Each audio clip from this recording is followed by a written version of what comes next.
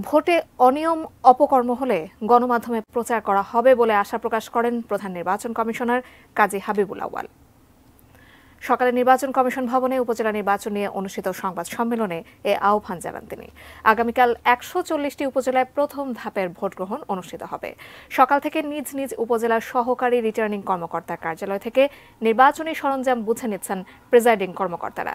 সেগুলোকে নিরাপত্তা দিয়ে আনসার ও পুলিশ সদস্যরা কেন্দ্রে নিয়ে যাচ্ছেন। সংশ্লিষ্ট নির্বাচনী এলাকায় ভোটের দিন সাধারণ ছুটি ঘোষণা করা হয়েছে। সোমবার মধ্যরাতে শেষ হয়েছে প্রথম দফা নির্বাচনের প্রচার।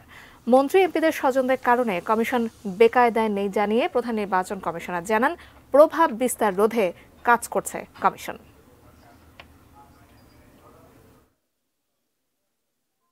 নির্বাচন যাতে প্রভাবিত না হয় আমরা আমাদের তরফ থেকে সব ধরনের চেষ্টা করে যাচ্ছি এবং যারা মাননীয় সংসদ সদস্য, মাননীয় মন্ত্রী, অনেককে আমরা নিবৃত্ত করতে পেরেছি।